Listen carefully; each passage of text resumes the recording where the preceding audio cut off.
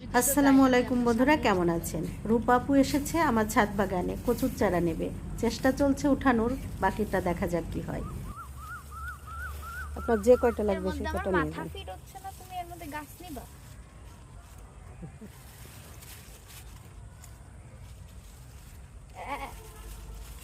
আমার আব্বুকে এখানে আনা দরকার। আমার আব্বু যে কি খুশি হবে। এই যে এই কার আপনার আব্বু? নিয়ে আসবেন বেড়াতে আসলে। এই যে এগুলো উঠাই ফেলেন, পারবেন কি?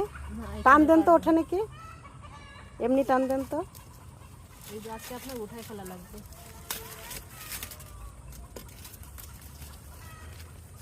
ভিতরেই ফেলেন, সার হয়ে যাবে। বাইরে ফেললে আবার কার মাথার পরে পড়বে, তখন আবার বকা শুনতে হবে।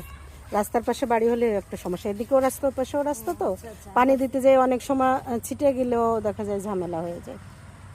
এই পাশে বাগান টাগান ওঠে না? আচ্ছা, এবার আমি উঠাই। তারপরে তো অবশেষে রূপাপু কচুর চারাগুলো উঠাতে পারলো না, আমি উঠালাম। তো রূপাপুর হাত দিয়ে কিছু মরিচের চারা লাগিয়ে নিলাম। আমি তো সব সময় লাগাই, সব সময় হয় আল্লাহ রহমতে। দেখি নতুন মানুষের হাতে কেমন হয়, এই কারণেই কয়েকটা লাগিয়ে নিলাম রূপাপুর হাত দিয়ে। পরবর্তীতে অবশ্য বাকিগুলো সব আমি নিজেই লাগিয়েছি।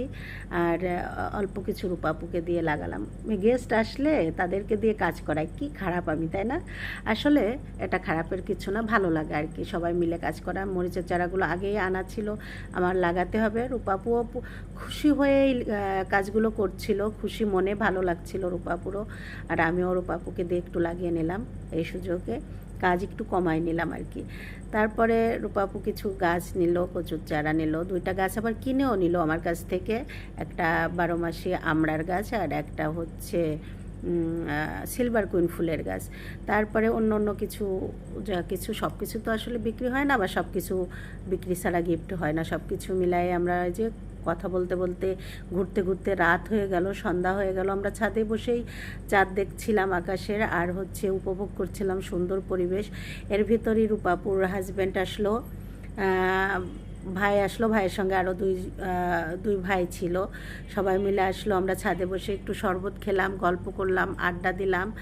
আর রূপাপু আসলে অনেকবার এসছে আমার ছাদে, কিন্তু ভাইয়া আমার ছাদে এই প্রথমবারই এসছে। এবং আরও যে দুই ভাই ছিল ওনারাও বলছিলেন যে আসলে আপুর বাগানে এত সুন্দর, দিনের বেলা আসার দরকার, রাত্রে এসে মন ভরল না, পরবর্তীতে বাড়িয়ালিদের নিয়ে আসতে হবে, এরকমই বলছিল। মানে এত সুন্দর যে বাড়ির যারা আছে তাদেরকে দেখানোর জন্য যে কিভাবে বাগান করা, কী করা, এইগুলোই আর কি আলোচনা চলছিল। অনেকক্ষণ আড্ডা দিলাম।